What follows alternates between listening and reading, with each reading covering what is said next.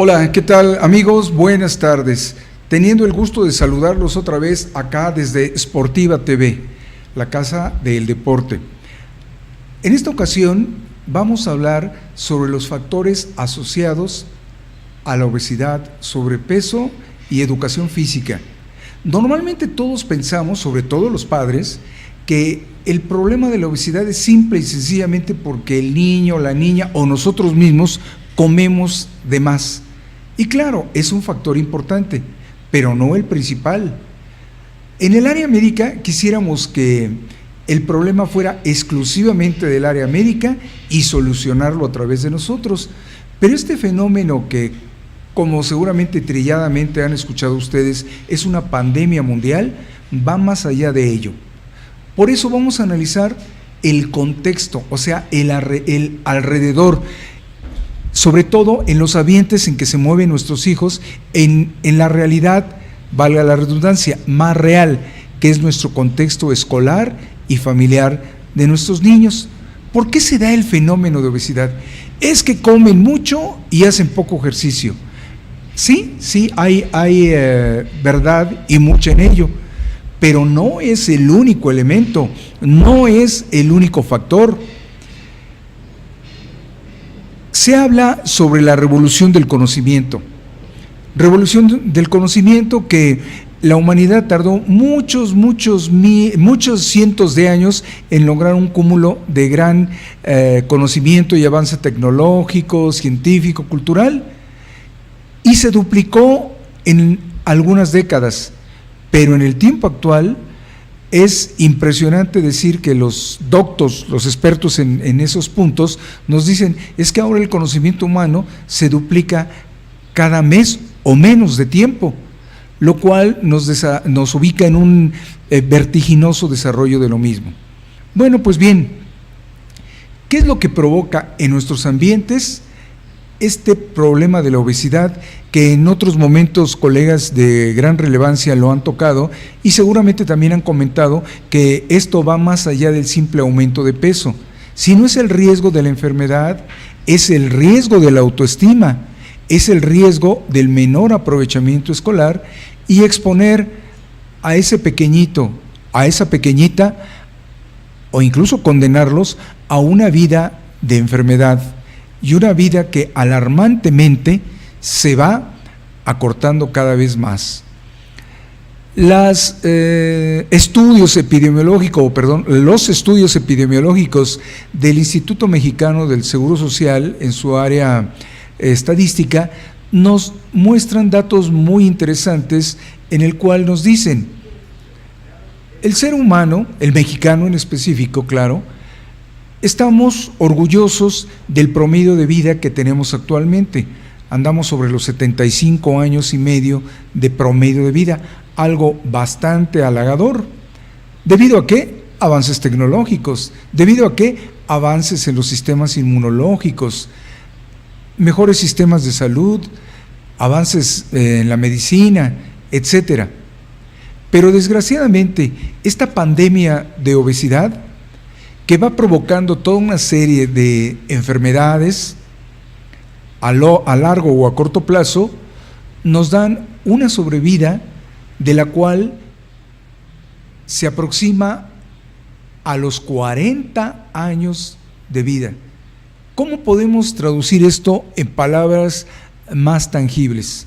Pues simple y sencillamente que las generaciones de muchachos, de niños actualmente, morirán primero que los padres. Y no es una telenovela de ciencia ficción, es la realidad estadística que nos muestra esta dramática verdad. Hago punto y aparte para empezar a hacer ese análisis de los factores, pero permítanme un momento y regresamos. Gracias. No se me abre por acá esto.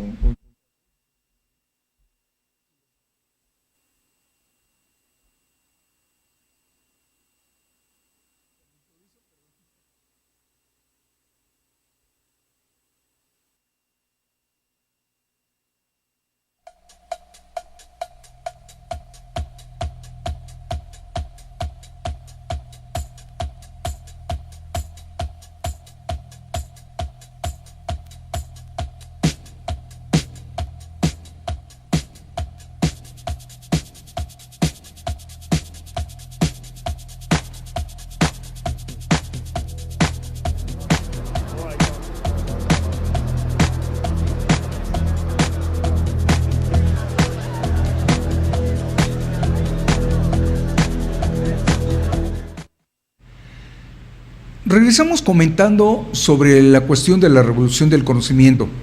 Un punto muy importante en nuestras sociedades actuales es que la familia clásica, donde estaba mamá, papá, hijos, en ocasiones abuelos o quizás hasta tíos, en gran medida está rota. ¿Por qué? Porque las nuevas necesidades, las exigencias, la carestía de la vida y otros factores han ocasionado que tanto papá como mamá salgan de casa. Salgan de casa, ¿por qué? Porque este abrupto desarrollo técnico y organizacional de nuestro mundo ha forzado a cambios económicos, sociales y por ello modificaciones de estilos de vida. En los años 30 del siglo pasado era escasa la presencia femenina en el sector productivo. Menos del 30% de la mano laboral era femenina. Ahora nos encontramos que ese 30 rebasa más del 65%. ¿Qué significa? Mamá está fuera de casa, que era por el papel, los roles que la sociedad nos indicaban, era quien estaba en casa, preparaba alimentos, cuidaba a los hijos, inculcaba valores, protegía. Pero ¿qué sucede actualmente? Una gran parte de nuestra población infantil y sobre todo urbana, que es nuestra realidad en la Ciudad de México, se ubica en un estado en que los papás,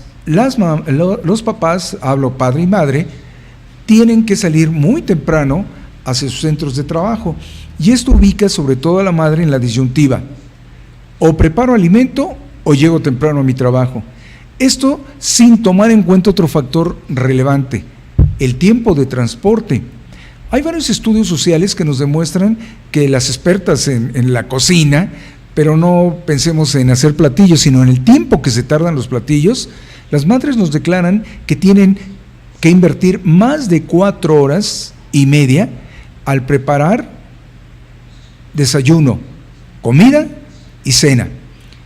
Y si esto le agregamos las horas de transportación que una madre promedio trabajadora, claro, depende de los sectores, pero estamos hablando de los sectores más populares de nuestra sociedad, de nuestra ciudad, tarda más de 2 horas y media a 3 a llegar a su centro de trabajo, más las horas de trabajo, nos damos cuenta que en teoría tendría que dormir 3 o 4 horas cuando más para cumplir con todas este sinnúmero de actividades y obvio sin darle calidad de atención a sus pequeños.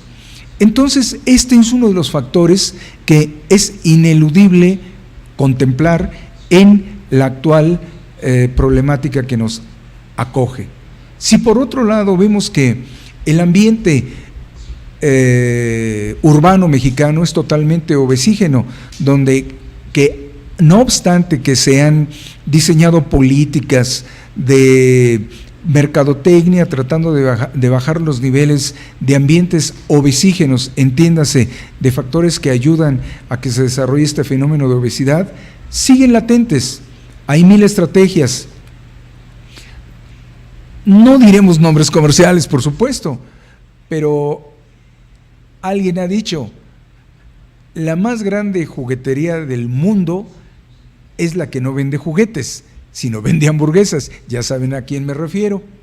¿Por qué? Porque son estrategias comerciales y, bueno, muy válidas para ellos, y qué buenos que son exitosos para ellos, pero tendría que haber políticas que se empiezan a vislumbrar algunos cambios, pero definitivamente las generaciones de jovencitos que hace apenas 10, 15 años todavía eran niños, vivieron bajo ese esquema obesígeno, y eso sin contar otros elementos como el rebote de adiposidad. Así como todos sabemos que nuestros niños dan ese jalón de crecimiento, primero las niñas entre los 10 y medio, 11 años, y los niños hasta los 13, 14 años dan su jalón de crecimiento, también tienen un momento, se le llama sensible, para acumular más la obesidad, y ese es el fat rebound, llamado rebote de adiposidad.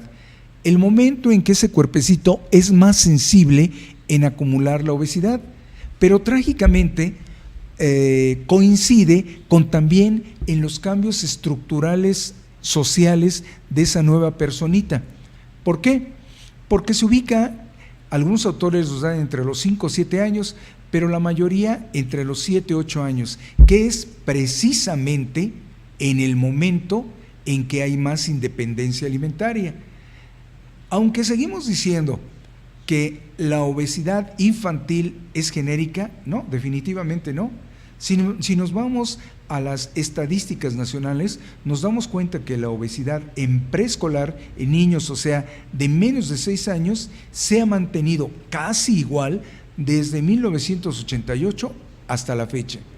Cosa que no ha pasado lo mismo con nuestros niños en la primaria baja, como normalmente se conoce, primero, segundo y tercer año de primaria, primaria alta, cuarto, quinto y sexto grado. Bueno, pues bien, ese es otro elemento que tenemos que contemplar como del contexto. Hemos forzado a estas situaciones porque el transporte público es conflictivo. No dejamos de reconocer que ha habido iniciativas muy valiosas, ha habido planes que no necesariamente significan grandes inversiones, hacer los carriles de algunos ejes reversibles a determinadas horas, ha sido una buena ayuda, nuevas líneas de Metrobús, etcétera. Pero todo eso va a ser rebasado mientras nuestra población siga en un crecimiento acelerado en los grupos donde es más sensible el problema de la obesidad. Por otro lado, algo relevante, la actividad física. La actividad física que todos pensamos que los niños los desarrollan a través de ¿qué? Bueno, mi hija, me platica que en la escuela hacen al entrar activación física. Mi hijo, me platica que en el recreo juegan. Los hijos nos platican que también tienen clase de educación física y que a veces otros compañeros maestros también los sacan a hacer ejercicio o como genéricamente ellos denominan, deporte. Bueno, pues bien, en la teoría diríamos, está bastante activo todo el fenómeno de educación física en la escuela, donde mínimo entre las 7:30, porque hay que recordar que hay escuelas que manejan horarios casi desde las 7:30, otras a las 8, de acuerdo la famosa autonomía de calendario escolar, tendría bastante actividad y yo madre, viviría tranquilo porque están haciendo bastante actividad, pero en la vía de los hechos la realidad es otra.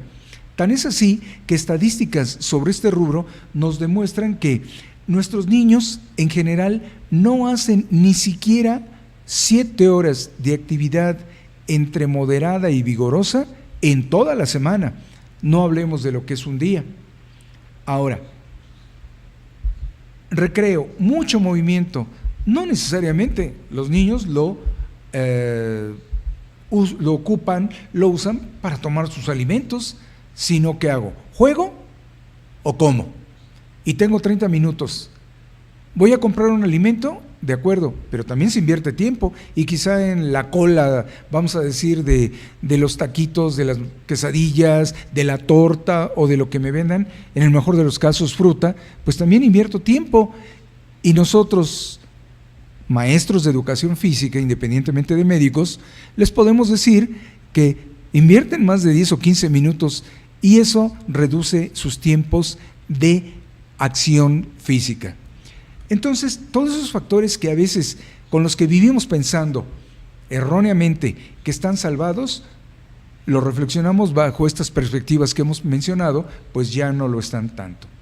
Una manera muy práctica y valiosa de analizar todas estas problemáticas es verlo a través de una triada, la famosa triada ecológica, que es el huésped, el vector y el ambiente, los cuales desarrollaremos en unos momentos más, si nos permiten, y continuamos con ustedes. Muchas gracias.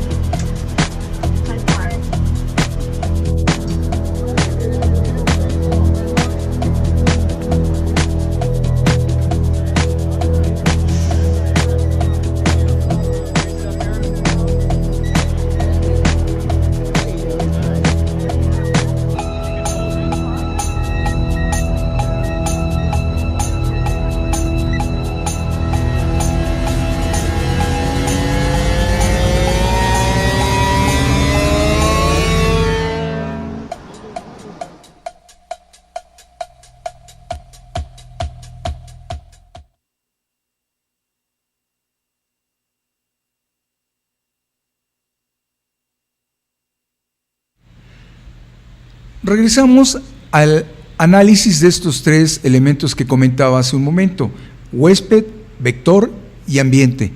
El huésped es el sujeto, y hablamos mucho de que la genética es determinante y que si papá y mamá son obesos, es forzoso que los niños lo sean.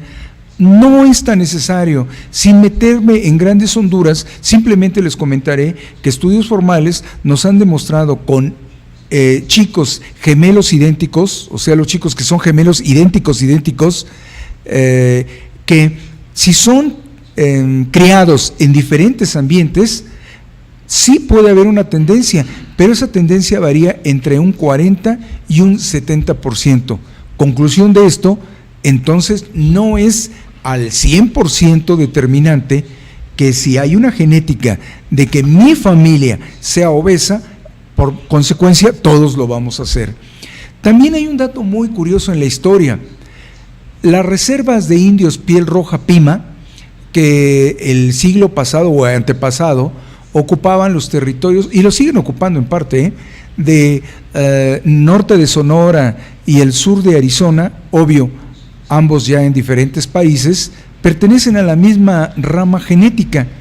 Pero lo curioso es que la rama de indios Pima, que después de tantos años están divididos, la rama mexicana tiene un porcentaje de obesidad en su reserva, donde ellos viven, similar en promedio al resto del país, pero la rama de indios Pima de la zona norteamericana es de los más altos porcentajes de obesidad total, no de obesidad y sobrepeso, obesidad que rebasa el 65% de la población. ¿Qué quiere decir? Que en esas poblaciones, por cada 100 individuos, 65 son obesos, con las consecuencias que ello trae. Ahora, voy a hacer un pequeño paréntesis nada más para comentar que ¿cómo se determina que una persona es obesa o no lo es? ¿Porque está un poquito más gordita? ¿Porque no le queda la ropa? No. Todos hemos visto que ya es muy popular el famoso índice de masa corporal, que en general, para que el público tenga un referente, se da que los sujetos adultos que están sobre los 30 puntos de IMC, el cual me lo da hasta en las básculas de los centros comerciales, ese resultado al pesarme en una báscula electrónica, es un dato guía, pero en el área médica no es definitivo. Y esta definitividad se vuelve o se diluye cuando se trata de los niños, porque en el adulto pues no influye el crecimiento y desarrollo, pero en el niño sí, y el dato de índice de masa corporal va variando con respecto a su edad. El huésped, entonces, el factor genético es muy importante, pero por otro lado tenemos que ver el factor vector, el factor que ocasiona todo esto. Aquí sí simplemente empiezo a ahondar un poco más en lo que en otros momentos mis compañeros que han tenido el privilegio de estar en estos micrófonos también lo han hecho: la tecnología. No me pondré romántico como nosotros los adultos mayores decimos, que en mi tiempo era quemados, hoyitos, el trompo y bla, bla. Ahora los chicos pues mueven nada más los pulgares en el videojuego, que ya son realidades que ustedes conocen. Pero sí me meteré en un factor del vector, que yo padre, yo madre, yo profesor, tengo que crear condiciones de mayor actividad para hacerle también atractivo ese juego al chico, hacerle más atractivo el movimiento, que él se divierta, pero entiéndase como diversión el hecho de gozar la actividad, no de imponerla y mucho menos nada más con la intención de desarrollarla. Permítanme poner un ejemplo: no voy a poner a un niño a córreme 10 minutos a máxima velocidad y 20 vueltas al patio, no, pero puedo lograr el mismo objetivo si lo pongo a jugar quemados, si lo pongo a jugar el tesoro o juegos que ellos mismos conocen. Esa es una de las riquezas de la educación física. Por otro lado, dentro de los aspectos de inactividad, el tiempo grande frente a una pantalla es otro de los factores que nos llevan a un mayor sedentarismo. Y finalmente, vayamos a lo que representa una conclusión de salud. Las grandes empresas de bebidas colorantes, dicen, it's about the coach as not the can. ¿Qué significa? It's not the coach. No es por el sillón. Es por el sillón, no por la lata. It's about the coach. Es por el sillón, no es por la lata. Es por estar sedentario. No le echen la culpa a mi lata, que en inglés ya saben es can, de refresco. No es mi problema. El problema es que la persona está sentada mucho tiempo. Claro, ellos esgrimen sus argumentos, pero no está por demás contemplar este factor. Finalizamos con el tercero y último elemento, que es ambiente. La transición poblacional, la inversión de nuestra pirámide poblacional, el aumento por sí mismo de las enfermedades crónico-degenerativas, el aumento en los consumos de bebidas endulcorantes, ahora sí ya lo dije bien, el acceso, sobre todo el acceso a esos elementos alimentarios son los factores. Les puedo garantizar que al decirles a ustedes, papás, mamás o público en general, puestos afuera de la escuela, en todos lados existen. Se ha legislado para controlar los elementos dentro de la escuela, pero ¿quién controla los externos? Todo esto que sea nuestro elemento de educación física, que será una de las llaves, no mágicas, sino realistas de todos los tiempos, para lograr que el niño lo alejemos de este jinete del apocalipsis que se llama enfermedades crónico-degenerativas, que todos vamos a llegar a ellas, pero no es lo mismo llegar, como dicen en mi rancho, de sopetón, a llegarlo de acuerdo a los periodos de mi edad que correspondan, e incluso retrasarlos, para lograr una de las grandes trascendencias de la educación física, una vida larga pero con calidad, no sufriendo 30 o 40 años un deterioro de la misma. Les agradezco su atención y seguiremos abordando estos temas que seguramente serán de su interés. Hasta la próxima.